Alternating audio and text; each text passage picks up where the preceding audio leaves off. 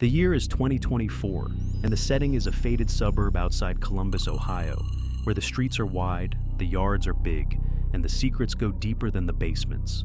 We'll follow Alyssa, a 28-year-old freelance video editor who's just moved back into her childhood home after her father's sudden death. While cleaning out the attic, she finds an old box of VHS tapes labeled Babysitter 98. Her father never talked about a babysitter. Some tapes are damaged, others play just fine, but something isn't right. There's a presence in the house, and each time she watches, it gets closer. I'll begin now. It started with a box that shouldn't have been there.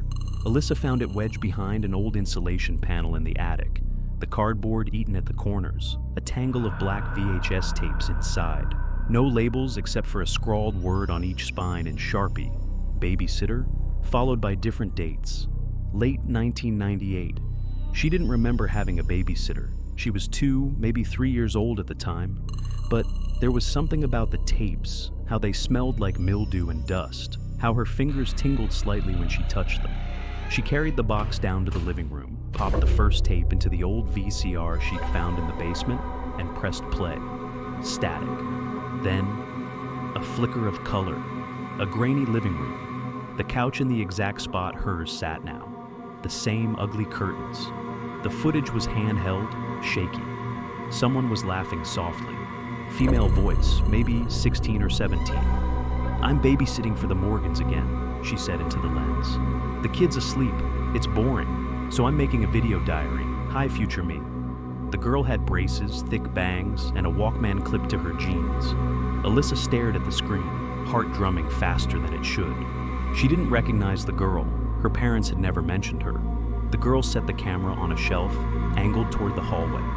She was about to sit back down when she paused. What was that? The hallway was dark, silent.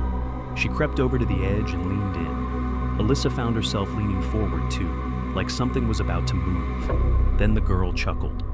"Probably the heater. This house is freaking creepy at night."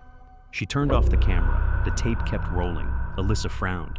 That shouldn't happen. If the camera was off, the footage became distorted. The time code blinked and vanished. The audio fuzzed with soft hissing. A shadow passed across the hallway. No sound, no footsteps, just a shape. Not tall, not short, wrong. She paused the tape, and the house groaned above her. She told herself it was just the wind. That old wood and winter drafts made houses talk. But that night, she slept with the lights on in her childhood bedroom, heart racing every time the walls clicked or the pipes whispered. The next morning, Alyssa skipped coffee and went straight for the box. There were 11 tapes total. She picked one dated December 3rd, 1998, and slid it into the VCR. The label had a tiny X scratched into the corner. The screen opened on the babysitter again. This time, her tone was different, quieter, less playful. "It happened again," she whispered. "Last night, I was in the kitchen getting ice cream, and I swear, something was behind me. I turned around, and the hallway light just went out. Not flickered, out. And then the door to the kid's room creaked open by itself." Alyssa's palms were damp. She didn't remember any of this. Had her parents really left her with someone like this? Why record these things? The girl picked up the camera and walked toward the hallway again. As she passed a mirror, the reflection froze, just for a frame, not a glitch. The girl moved, but her reflection didn't. Alyssa rewound, played it again. Same thing. The girl passed. Her reflection watched her leave. The screen crackled. The girl pointed the camera toward the kid's room, whispering, "It's cold. It's so cold." She pushed the door open. Empty. The crib sat in the middle of the room, toys scattered on the floor, and something small crouched in the corner, facing the wall. Not a child. It was gray, thin, shivering, and it knew the camera was there. The screen exploded into static, shrieking. Alyssa yanked the tape out and threw it across the room. But even with the VCR off, the TV stayed on, and something flickered in the dark screen. Her reflection. Only it wasn't moving like her. Its mouth was open, whispering, no sound. But she could read the lips. "You were there." She stared at the basement door like it was an open mouth waiting to speak again. 3 knocks, that was all. No footsteps, no creaking. just silence afterward, thick and pressing. Alyssa backed away, gripping the remote like it might help. She didn't even realize she was crying until her knees hit the couch behind her. She didn't go near the basement that day. She didn't eat, didn't shower, just sat in the same clothes, replaying the first tapes in her head over and over. The reflection, the figure in the crib, the voice. That night, she woke to the TV flickering in the living room. She never turned it on. The screen was black and white static, but underneath the hiss, there was something else. A sound buried low in the noise, almost like breathing, wet, uneven, right up against the microphone. Then it changed. Not a voice exactly, but her voice, whispering, "You don't remember what you did, but I do." She yanked the plug from the wall. Still. The screen glowed, the image sharpened. Not the babysitter, not a recording.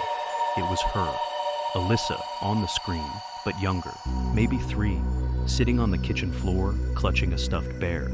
Behind her, in the shadows, the babysitter stood stiff, unmoving, eyes wide, blood running from her nose in slow, perfect lines. And above both of them, in the reflection of the kitchen window, was something else. Tall, boneless, draped in some kind of black fabric that rippled even without wind. Its head was split open, not bleeding, just open, like the flesh had peeled back to let something crawl out. The screen cracked down the middle with a high-pitched shriek, and from the dark hallway, a child's voice called softly, "Alyssa, are you still watching?" She didn't answer. She couldn't. Her throat had closed up like her body already knew the danger she was pretending not to see. She stood, slow and shaking, eyes fixed on the hallway where the voice had come from. The air was colder now, the kind of cold that settles inside your skin. Her breath fogged in the living room. The silence after the voice was worse than the voice itself, like the house was waiting for her to move, and she did. She bolted for the front door, dead-bolted, chain-latched, jammed. She yanked, rattled, slammed her shoulder into it. Nothing. Her phone? Still no signal. The windows? Nailed shut. She was locked in. And that's when she remembered the last tape. The one tucked at the bottom of the box. Different from the others, not a VHS, a mini DV, smaller, newer. It didn't belong in the same collection. She didn't even own a player for it, but her dad had one in his garage. A dusty Sony camcorder, ancient but intact. She snapped the tape in, hit play. The screen showed her childhood bedroom, the same pink wallpaper, the same little bed. The footage was silent, night vision green, and focused on the crib. She saw herself. 3 years old, tiny, curled up under a blanket. Then, movement. From the corner of the room, something crawled forward, not fast, not slow, just patient.